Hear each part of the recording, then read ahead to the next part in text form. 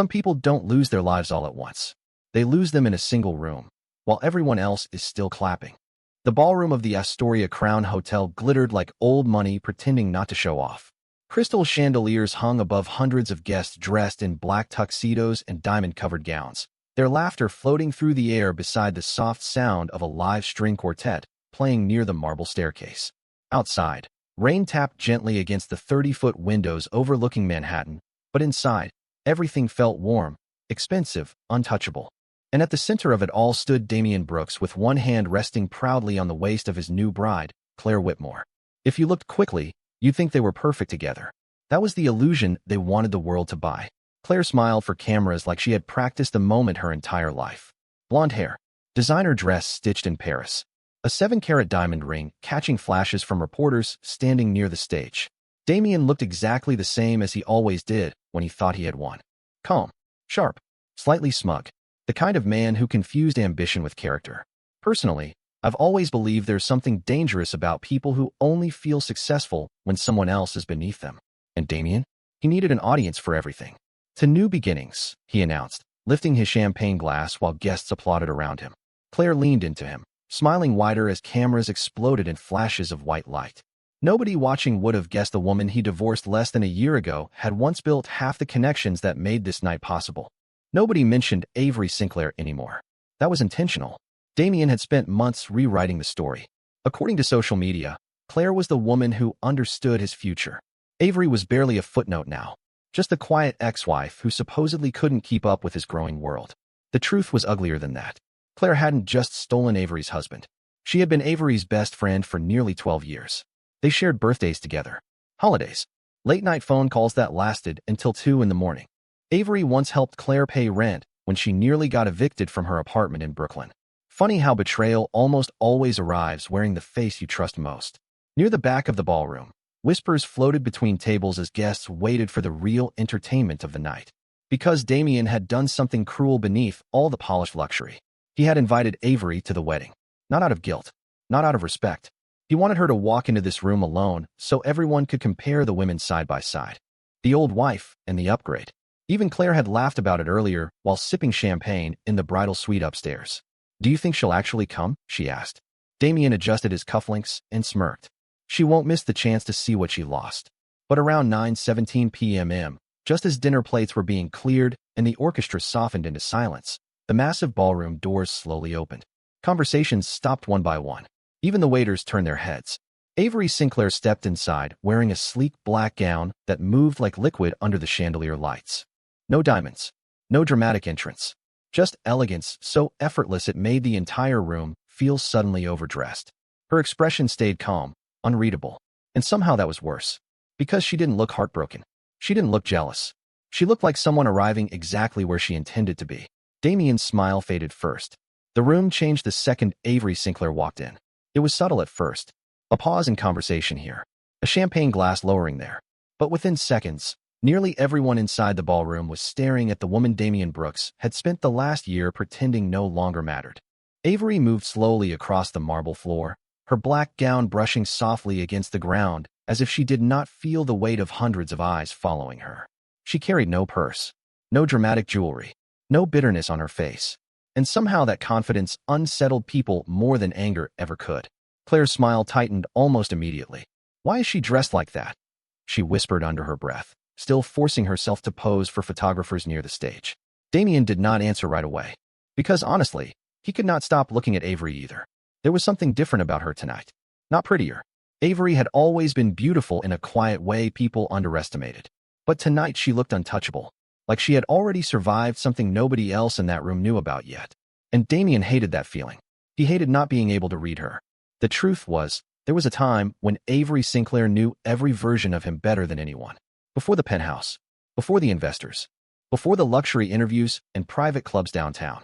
Back when Damian was just a desperate sales executive working from a tiny shared office near Midtown, trying to convince people he belonged in rooms that barely noticed him.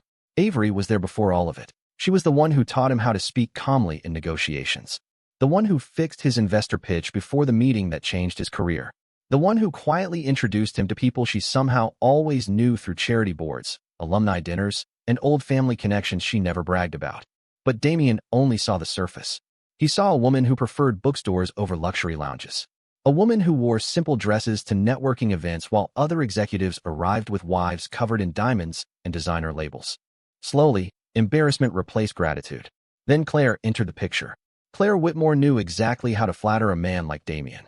She laughed too loudly at his jokes, held his arm at parties, told him he was destined for bigger things. More importantly, she looked like the kind of woman corporate magazines loved putting beside rising executives.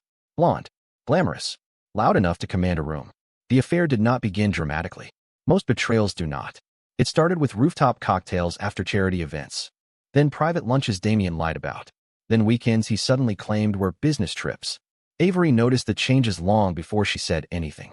The late replies. The hidden phone screen. The way Claire stopped looking her directly in the eyes during brunch. Still, Avery stayed calm. Too calm, honestly, because part of her kept hoping Damien would remember who stood beside him before any of this existed. But ambition changes people when they start confusing love with status. Near the ballroom bar, two investors quietly whispered while staring toward Avery. Damien caught only part of the conversation. That is Avery Sinclair? One man asked softly. I thought she disappeared after the divorce. The older investor gave a strange little smile. People like her do not disappear. They wait. Damien felt something cold settle in his chest for the first time that night. Then across the ballroom, Avery finally lifted her eyes and looked directly at him. Not with sadness, not even anger, just recognition, like she was seeing someone she no longer needed to fear. Damien forced himself to smile again, but it no longer came naturally. The energy inside the ballroom had shifted in a way he could not fully control anymore, and men like Damien Brooks noticed the loss of control immediately. Claire noticed it too. She tightened her grip around his arm while cameras continued flashing near the stage, but her eyes kept drifting toward Avery across the room. Why is everyone staring at her? Claire whispered sharply. Damien exhaled slowly. Because she wants attention. But even he did not believe that. Avery had never chased attention. That was part of what made her different from the people crowding this ballroom tonight. She did not perform wealth. She carried herself like someone who had nothing to prove. Near the center table, Avery calmly accepted a glass of sparkling water from a passing waiter. No champagne. No dramatic scene. Just silence. Yet somehow she had become the most powerful presence in the room without raising her voice once. A few older investors quietly approached her one by one. Men Damien had spent years trying to impress. Men who barely returned his calls before his rise in Manhattan finance. Now they were shaking Avery's hand with genuine respect. Damien felt irritation crawl up his spine. I need to talk to her, he muttered. Claire immediately stiffened. Now, relax, he said, already loosening his jacket button. I just want to know what game she is playing. But deep down, another feeling had started growing beneath the annoyance. Confusion. Because the Avery standing in this ballroom looked nothing like the woman who signed divorce papers 11 months earlier in a quiet office overlooking the Hudson River. Damien remembered that afternoon clearly. Rain streaked across the windows while his attorney organized paperwork across the polished oak table. Avery wore a cream-colored coat and sat completely still while Damien listed every reason their marriage no longer worked. Different lifestyles, different ambitions, different futures. Looking back now, it was amazing how often people use polished words to disguise selfishness. Damien had walked into that meeting expecting tears, maybe even begging. Instead, Avery simply listened in silence while he explained why Claire understood his world better. Not once did Avery insult Claire.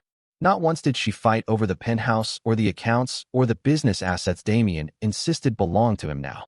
That calmness unsettled him even then. You are taking this surprisingly well, he told her near the end of the meeting. Avery glanced at the papers before signing her name with slow, steady handwriting. No, she answered quietly. I am simply tired of protecting someone who stopped protecting me a long time ago. Damien barely reacted at the time. He thought she was being emotional. Dramatic, even. Claire certainly thought so. She celebrated the divorce that same night with rooftop cocktails downtown, while Damien convinced himself he had finally cut away the part of his life, slowing him down. But now, standing inside this ballroom, watching powerful people gather around Avery like orbiting planets, he suddenly wondered if he had misunderstood everything from the beginning. Across the room, Avery finally noticed him approaching. Their eyes met again. Damien stopped a few feet away, forcing confidence back into his posture. I did not think you would actually come, he said carefully. Avery tilted her head slightly, almost amused. You sent an invitation. Most people would not attend their ex-husband's wedding. Most people are not invited to watch their replacement take photos under imported Italian chandeliers. Damien shifted awkwardly while nearby guests pretended not to listen. Claire remained near the stage, watching the exchange with growing irritation. "You look different," Damien admitted. Avery gave a faint smile that never fully reached her eyes. "So do you." For one strange second, neither of them spoke. The orchestra continued softly in the background while rain rolled against the windows high above Manhattan. Then Avery glanced past Damien toward the giant illuminated logo hanging behind the stage. Brooks Global Capital. Her expression changed almost invisibly. Not sadness, not nostalgia, something colder. Like recognition. "Tell me something, Damien," she said softly. "Before tonight, did you ever once ask yourself where all of this really came from?" For the first time that night, Damien Brooks did not have an answer ready. He stared at Avery while the noise of the ballroom seemed to fade somewhere behind them. "What is that supposed to mean?" he asked carefully. Avery lowered her glass onto a passing tray with calm, precise movements. "Nothing," she said softly. "At least not yet." Then she walked past him before he could stop her. Damien turned immediately, watching her disappear into a cluster of investors near the far side of the ballroom. The uneasiness in his chest grew sharper. Claire approached seconds later, her heels clicking hard against the marble floor. "What did she say to you?" she demanded under her breath. Damien loosened his jaw. "Nothing important." Claire glanced toward Avery again, clearly unconvinced. "Then why do you suddenly look nervous?" Before Damien could answer, the wedding coordinator rushed toward them holding a tablet. "Mr. Brooks, the press from Financial Avenue wants another photo before dessert service." Damien forced a smile back onto his face. Cameras, investors, appearances. That was the game now, and for years, he had been very good at playing it. 20 minutes later, he stood beneath a towering crystal chandelier beside Claire, while photographers shouted directions from behind bright, white flashes. "Closer together. Perfect. One more." Claire leaned into him gracefully, smiling for every camera in the room. On the surface, they looked exactly like the kind of couple Manhattan admired. Expensive, attractive, strategic. But Damien's focus kept drifting across the ballroom toward Avery. She was speaking quietly with an older man near the orchestra stage now. Gray suit, silver cufflinks. One of the senior investors connected to Westbridge Holdings. Damien recognized him instantly because the man rarely attended public events anymore. Yet somehow Avery had his full attention. Again, that bothered Damien more than he wanted to admit. Because over the past year, he had convinced himself Avery simply could not survive without him. He believed she would disappear quietly after the divorce, while he and Claire climbed higher into elite society. And for a while, it seemed true. Damien and Claire became exactly the kind of polished power couple luxury magazines loved publishing. They attended charity galas in Tribeca, flew private to Aspen for winter networking retreats, hosted rooftop parties overlooking Central Park where everyone laughed too loudly and pretended they were happier than they really were. Claire thrived in that world naturally. She understood appearances better than anyone Damien had ever met. She knew which designer to wear, which investor's wife needed compliments, which reporters to flirt with just enough for favorable headlines. Sometimes Damien honestly believed marrying Claire was the smartest decision he had ever made, at least until tonight, because now he kept noticing strange little things. Investors looking uncomfortable around him, board members whispering near corners, two executives leaving the ballroom earlier than expected without saying goodbye. Tiny cracks, barely visible, but enough to disturb him. I have always thought intuition arrives quietly before disaster does. Most people just ignore it because confidence feels safer. Near the center stage, Damien's phone buzzed suddenly inside his jacket pocket. He glanced down, irritated at first. Then his expression shifted. One new email. Sender, Sinclair Capital Advisory Group. Subject line, pending withdrawal notice. Damien frowned immediately. Sinclair Capital? The name sounded familiar, but he could not place why. He opened the message quickly while Claire continued speaking with reporters beside him. The email was brief, cold, professional, effective immediately. All pending financial support connected to Brooks Global Capital is under review until further notice. Additional disclosures may be required regarding executive transparency and ownership structures. Damien reread the message twice. His stomach tightened slightly. What is wrong? Claire asked quietly, noticing his face change. Nothing, he lied automatically. But across the ballroom, Avery happened to glance in his direction at that exact moment. And somehow, impossibly, it felt like she already knew he had received the email. Damien slipped away from the photographers the moment dessert service began. The ballroom still glittered with music and laughter behind him, but none of it sounded normal anymore. He walked quickly through the private hallway beside the main event room, staring down at his phone while another notification flashed across the screen. Then another. Then another. 3 unread messages from senior partners. 1 missed call from legal. Damien stopped near a dark window overlooking Fifth Avenue, rain sliding slowly down the glass 30 floors above the city. His jaw tightened as he opened the first message. Call me now. Urgent. The second message hit harder. Westbridge Holdings has paused tomorrow's transfer until ownership concerns are clarified. Damien stared at the screen. Ownership concerns? That made no sense. Brooks Global Capital was stable, profitable, expanding faster than ever. At least that was the story he had spent years telling everyone, including himself. Damien. Claire's voice echoed from behind him. He turned sharply. Claire approached with controlled elegance, but irritation flickered beneath her polished expression. Reporters are asking where you disappeared to, she said quietly. And your chief financial officer has called 4 times. Damien rubbed his forehead slowly. There is a temporary issue with one of the funding channels. Claire crossed her arms. Temporary issue? It is nothing serious. But the problem was, Damien no longer sounded convincing even to himself. Claire glanced down at the phone, still glowing in his hand. Does this have something to do with Avery? That question irritated him immediately because deep down, he had started wondering the same thing. Before he could answer, his phone rang again. This time it was Leonard Graves, the oldest board member at Brooks Global Capital. Damien answered instantly. Leonard, what is happening? The older man sounded tense. Where are you right now? At the wedding. Silence. Then Leonard exhaled sharply. You need to get back here tonight. Damien frowned. Why? Because 3 investors just froze their commitments within the last 40 minutes. Damien felt his pulse spike. That is impossible. No, Leonard said quietly.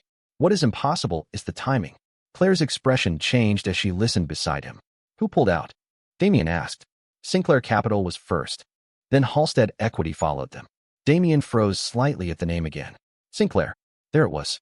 The same name from the email. Why would Sinclair Capital care about us? He demanded. Leonard hesitated. You really do not know, do you?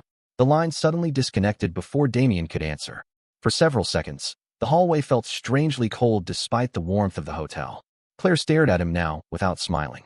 What is going on? She whispered. Damien looked back toward the ballroom entrance where music still drifted softly through the golden lights. Somewhere inside that room, Avery Sinclair remained completely calm while his entire night slowly started falling apart. That detail unsettled him more than the financial warnings themselves. Because Avery was not reacting like someone surprised by chaos. She was reacting like someone watching a clock finally strike midnight. Back inside the ballroom, guests had started whispering openly now. Tiny fragments of conversation floated through the room. Did you hear about the investors? Something about Brooks Global. Apparently legal teams are involved. Damien noticed several people glance away the moment he looked toward them. That had never happened before. Powerful people sense instability early. They smell weakness faster than bloodhounds. And suddenly Damien Brooks looked vulnerable for the first time in years. Then something else happened. The giant LED presentation screen behind the orchestra flickered unexpectedly. Once. Twice. The wedding slideshow disappeared mid-transition. Claire immediately looked toward the technicians near the stage. What are they doing? She snapped. But the technicians looked confused too. Guests slowly turned toward the massive screen as static rolled across the black display. Damien took one step forward, tension crawling through his chest. Then white letters suddenly appeared across the center of the screen. Majority ownership transfer completed. The ballroom fell completely silent. And beneath those words, glowing clearly for every investor, reporter, and guest in the room to see, was a single name. Avery Sinclair. The silence inside the ballroom felt almost unreal. Hundreds of people stood frozen beneath the chandeliers, staring at the glowing screen, while soft orchestral music continued awkwardly in the background. Majority ownership transfer completed. Avery Sinclair. Damien Brooks blinked once as if the words might rearrange themselves into something less catastrophic. They did not. Claire grabbed his arm hard enough for her diamond bracelet to rattle softly. What does that mean? She whispered sharply. Damien could not answer because honestly, he did not know. Around the ballroom, whispers spread faster than wildfire.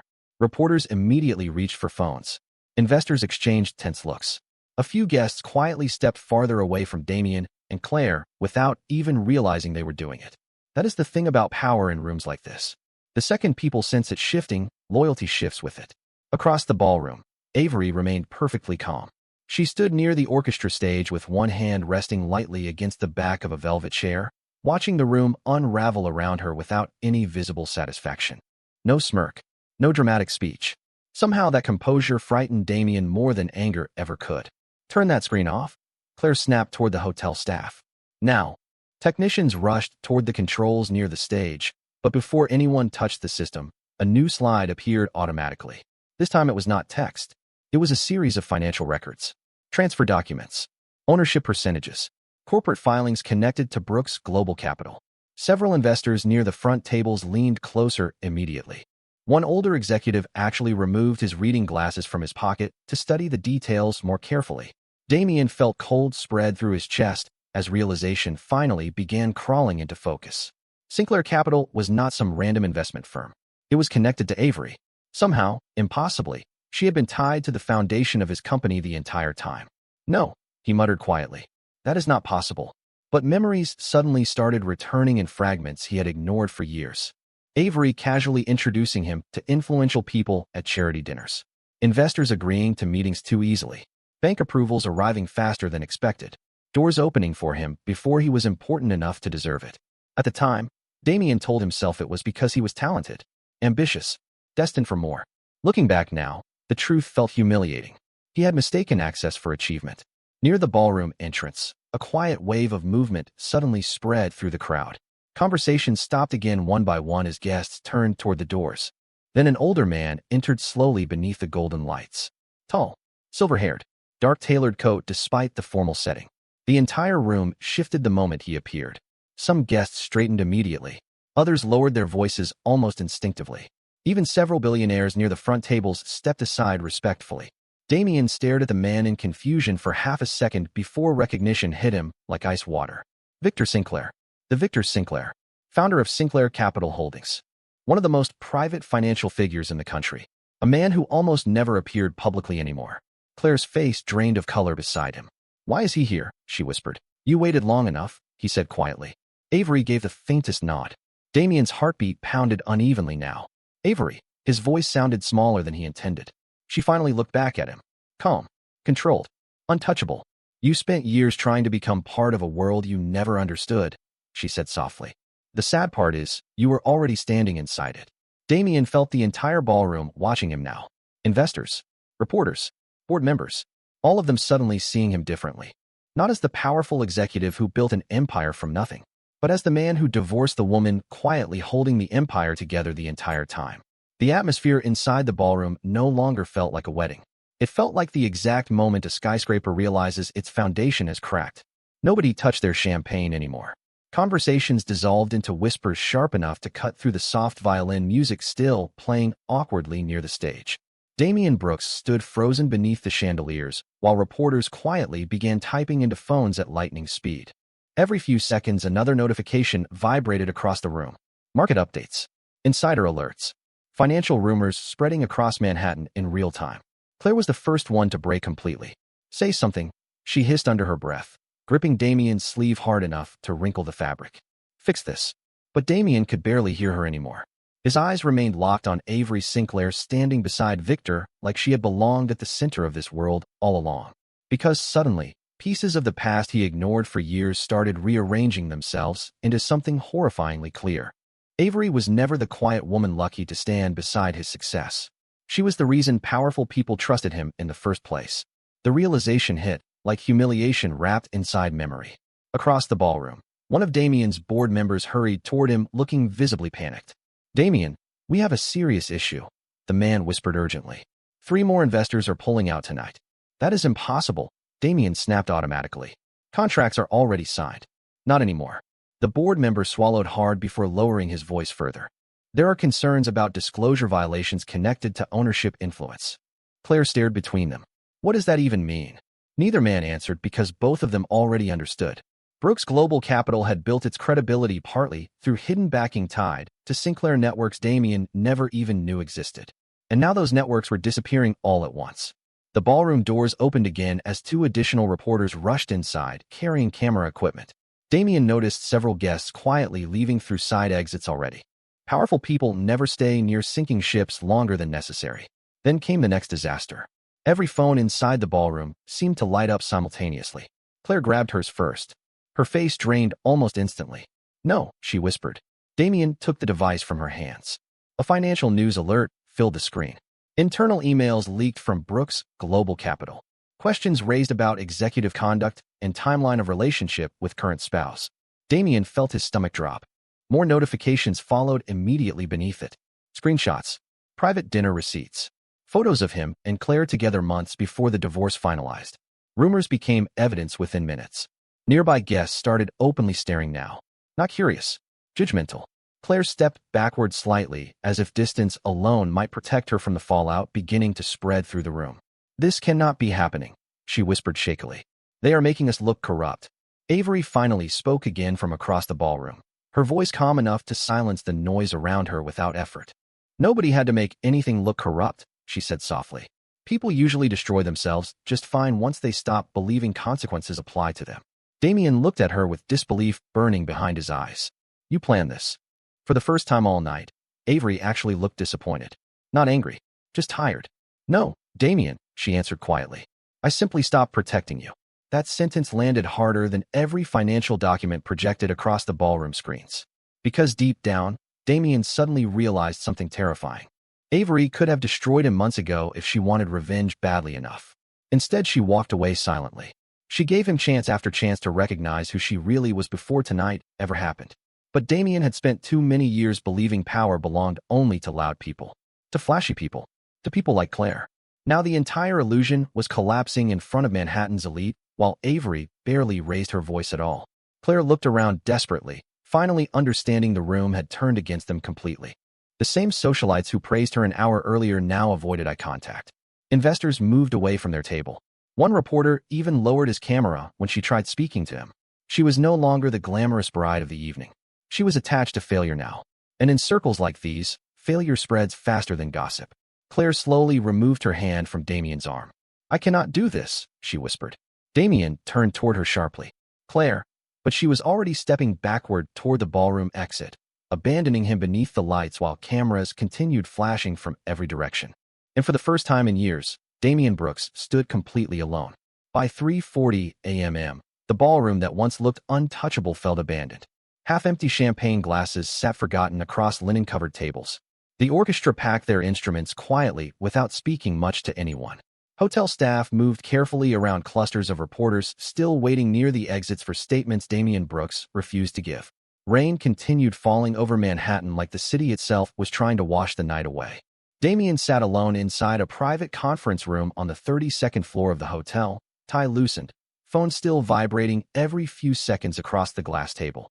He stopped answering calls nearly an hour ago. There were too many. Lawyers, investors, journalists, board members suddenly using formal language with him instead of admiration. Funny how quickly respect disappears once people stop needing you.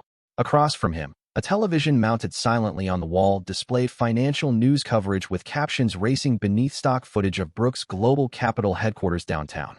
Questions emerge regarding executive disclosure. Investors demand internal review. Sinclair Capital takes controlling position. Damien rubbed both hands over his face slowly, exhaustion finally breaking through the arrogance he carried for years. The room smelled faintly of cold coffee and expensive cologne fading into stress. For the first time in a long time, there was nobody around him trying to impress him anymore. No assistants, no cameras, no Claire, especially not Claire. She had disappeared almost immediately after leaving the ballroom.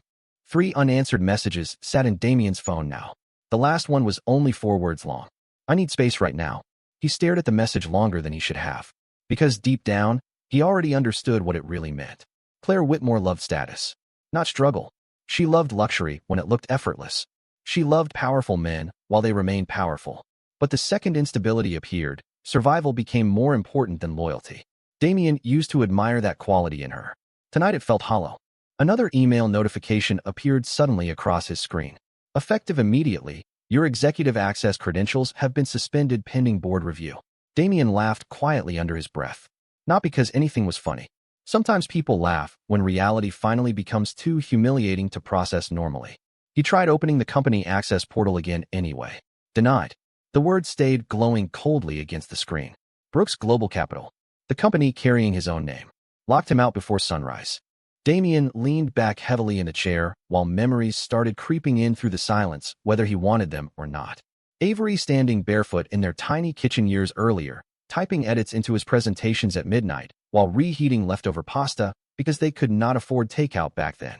Avery quietly ironing his only decent suit before investor meetings. Avery reminding him to call his mother on holidays because he always forgot. At the time, those moments felt small, ordinary. Damien spent years chasing louder things, bigger things, more glamorous things. But sitting alone in that cold hotel conference room, he suddenly realized something painful. Peace had looked a lot like Avery Sinclair before he traded it for applause. Around 5:10 a.m., Damien finally left the hotel through a private underground exit to avoid reporters gathering outside the front entrance. Manhattan streets glistened from the rain while black SUVs rolled quietly through the sleeping city. He arrived at the penthouse just before dawn, expecting silence. Instead, his access card blinked red at the elevator entrance. Access restricted. Damien frowned immediately before trying again. Red light. Again. Red light. Then a building manager approached awkwardly from the lobby desk, holding a sealed envelope. "Mr. Brooks," the man said carefully, avoiding eye contact. "I was instructed to give you this personally." Damien opened the envelope with tense hands. Temporary property access suspended pending ownership clarification. He stared at the paper in disbelief. "This is my building." The manager swallowed uncomfortably. "Sir, the ownership transfer was updated around midnight." Damien's chest tightened. "Transferred to who?" The man hesitated only briefly. "Sinclair Holdings." For several seconds, Damien simply stood there beneath the quiet gold lights of the lobby while the city outside slowly turned gray with morning. 12 hours earlier, he believed he was entering the most successful chapter of his life. Now he could not even enter his own home. And somewhere across Manhattan, Avery Sinclair was probably waking up peacefully for the first time in years. 3 months later, Manhattan had already moved on. That is the cruel thing about cities built on ambition. They do not pause for anyone's downfall. New headlines replaced old scandals. New billion-dollar deals pushed yesterday's disasters off the front page. But even when the world stops talking about your collapse, you still have to wake up and live inside it every morning. Damien Brooks learned that the hard way. The luxury penthouse was gone. The board removed him from Brooks Global Capital less than 2 weeks after the wedding. Lawsuits followed quietly after that. Investors distanced themselves. Friends became unavailable. Even Claire Whitmore disappeared from public view entirely after tabloids turned her from glamorous bride into part of a financial scandal nobody wanted attached to their brand anymore. Damien rented a small furnished apartment downtown now. 1 bedroom, thin walls, a view facing another building instead of the Manhattan skyline he once believed belonged to him. Funny how success feels permanent until the silence arrives afterward. On cold mornings, Damien sometimes sat beside the apartment window holding cheap coffee from the deli downstairs, staring at traffic crawling through wet streets, while wondering exactly when his life started slipping away from him. The truth was, he knew. It started long before the wedding, long before the scandal, long before Sinclair Capital reclaimed everything. It started the moment he confused being admired with being loved. Across the city, Avery Sinclair's life looked very different now. Financial magazines called her the quiet force behind Manhattan's most unexpected corporate reversal. Business podcasts debated how long she had controlled Sinclair Capital's expansion strategy behind closed doors. Some called her ruthless. Others called her brilliant. Personally, I think people only describe women as ruthless when they finally stop sacrificing themselves for everyone else. Avery never gave interviews about Damien, never publicly humiliated him, never released emotional statements online. That silence unsettled people almost as much as the scandal itself. Because the woman everyone expected to seek revenge simply moved forward instead. One Friday evening in early November, Damien wandered into a quiet bar near Lexington Avenue after another exhausting meeting with attorneys. Rain tapped softly against the windows while muted jazz drifted through the dim room. Nobody recognized him there anymore. And honestly, that hurt more than he expected. He sat alone near the television mounted above the bar, while absent-mindedly stirring melting ice inside a glass of bourbon. Then the screen changed. A financial network logo appeared, followed by a headline across the bottom. Sinclair Capital launches new national investment initiative. Damien looked up automatically. And there she was. Avery Sinclair stood on stage at a press conference in Chicago wearing a dark tailored suit, calm confidence resting naturally across her face while cameras flashed around her. She looked powerful now. Not loud. Not arrogant. Just certain of herself in a way Damien had never truly appreciated before. A reporter asked her what motivated her newest investment project supporting women-owned businesses across the country. Avery smiled faintly before answering. "I spent too many years watching talented people underestimate themselves because someone else convinced them they were easier to control when they stayed small." Damien lowered his eyes slowly after hearing that. Because once upon a time, Avery used to say things like that quietly to him over takeout containers at their tiny kitchen table while he barely listened. The bartender noticed him staring at the screen for too long. "You know her?" the man asked casually while drying a glass with a towel. Damien looked back toward the television where Avery continued speaking beneath bright stage lights, calm and untouchable in a world he once believed he owned better than anyone. For several seconds, he said nothing at all. Then finally, very quietly, Damien answered, "I used to think she needed me." Outside, rain continued falling across Manhattan while the television screen reflected softly against the bar mirror behind him. And somewhere far beyond that city, Avery Sinclair kept moving forward without ever once looking back.